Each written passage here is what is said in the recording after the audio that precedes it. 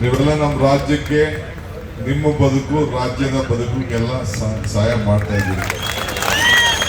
ನೀವೆಲ್ಲ ನಮ್ಮ ಸರ್ಕಾರ ತಂದಿದ್ದೀರಿ, ಅರಿವಿದೆ ನಮಗೆ. ನಿಮಗೇನು ದುಡ್ಡು ಕೊಡಬಾರ್ದು ಅನ್ನೋದು ಏನಿಲ್ಲ.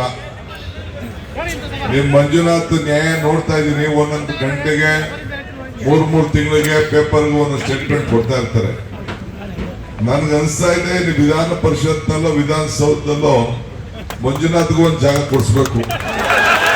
ಈಗ ವಿಧಾನ ಪರಿಷತ್ ಅಲ್ಲಿ ಟೀಚರ್ಸ್ ಕಾನ್ಸ್ಟಿಟ್ಯೂನ್ಸಿ ಅಂತ ಮಾಡ್ತಾರಲ್ಲ, ಟೀಚರ್ ಕಾನ್ಸ್ಟಿಟ್ಯೂನ್ಸಿ, MLC ಬೇರೆ, ಇದು ಲೋಕಲ್ ಬಾಡಿ ಕಾನ್ಸ್ಟಿಟ್ಯೂನ್ಸಿ, ಸಿನಿಮಾದವ್ರಿಗೆ ಕೊಡ್ತಾರಲ್ಲ, ಹಂಗೆ ನಿಮ್ಗೆ ಕಾಂಟ್ರಾಕ್ಟರ್ಗೂ ಜಾಗ ಕೊಡಿಸ್ಬೇಕು.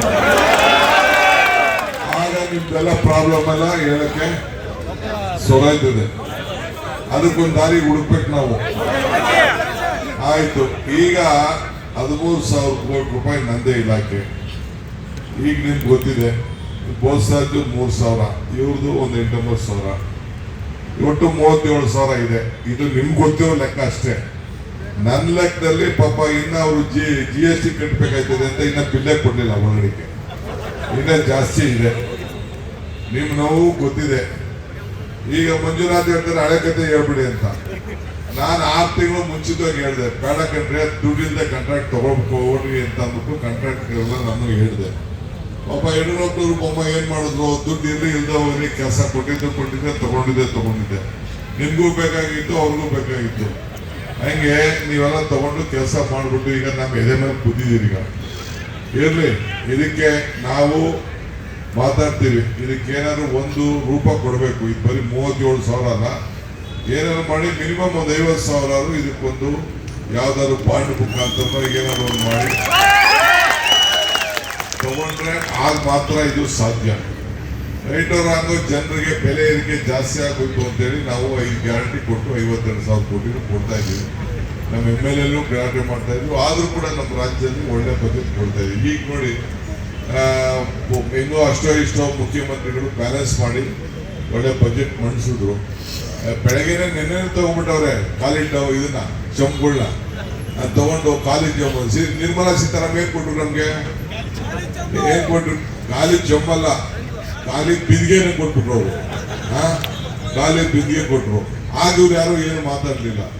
5,400 ಕೋಟಿ ರೂಪಾಯಿ ಕೊಡ್ತೀನಿ ಅಂತ ಹೇಳ್ಬಿಟ್ಟು ಏನಾದ್ರು ಕೊಟ್ಟಿದಾರಲ್ಲಿ? ಬಜೆಟ್ ಅಲ್ಲಿ ಸೇರ್ಸಿರ್ಲಿಲ್ಲ ಅದನ್ನ. ಬಜೆಟ್ ಸೇರ್ಸಿದ್ದ ಬೊಮ್ಮಾಯಿ ಸೇರ್ಸಿದ್ರು ನೀರಾವರಿ ಇಲಾಖೆಗೆ.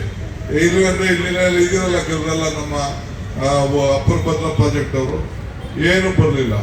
ಹಂಗೆ ಇವತ್ತು ಕೂಡ ಬೆಂಗಳೂರಲ್ಲಿ ಆಗ್ಲಿ ಯಾವುದಕ್ಕಾಗ್ಲಿ ಹಣನೇ ಇವತ್ತು ಅವರು ಬಿಡುಗಡೆ ಮಾಡ್ತಾ ಇಲ್ಲ. ಇರ್ಲಿ, ಅದನ್ನ ಅವರು ಮಾಡದೆ ಹೋಗಿ ನಮ್ಮ ಡ್ಯೂಟಿ ನಾವು ಮಾಡಬೇಕು. ನಾನು ಈಗ ಏರೋಸ್ಪೇಸು ಇದಕ್ಕೆ ITPL ಹೋಗ್ಬೇಕು. ಅದಕ್ಕೆ ಟೈಮ್ ಲೇಟ್ ಆಯ್ತದೆ ಅಂತ ಈ ಮೆಟ್ರೋನ ರೈಲ್ವೆ ನಿಲ್ಸ್ಕೊಂಡು ಕೂತಿದ್ದೀನಿ. 1 ನಿಮಿಷ ಹತ್ತು ಹೋಗ್ಬೇಕು. ಮಿಕ್ಕಿದ್ದು ನಮ್ಮ ಸತೀಶ್ ಇರ್ತಾರೆ, ನಮ್ಮ ಬೋಸರಾಜ್ ಇರ್ತಾರೆ. ನಾನು ನಿನ್ನೆ ಮಂಜುನಾಥ್ ಹತ್ರ ಮಾತಾಡಿದ್ದೀನಿ. ಕೂಡಲೇ ಈ ಸೆಷನ್ ಒಳಗಡೆನೆ ಕಾಂಟ್ರಾಕ್ಟರ್ ಅಸೋಸಿಯೇಷನ್ ಅವ್ರಿಗೆ ಮುಖ್ಯಮಂತ್ರಿಗಳ ಹತ್ರ ನಾನು ಸತೀಶು ಸೇರಿ ಒಂದು ಮೀಟಿಂಗ್ ಅಂತೂ ಮಾಡಿಸ್ತೀನಿ.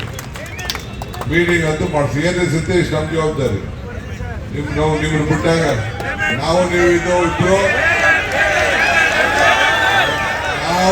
ನೀವು ನಮ್ಗೆ ಬಿಡಂಗಿಲ್ಲ, ನಾವು ನಿಮ್ಗೆ ಬಿಡಂಗಿಲ್ಲ.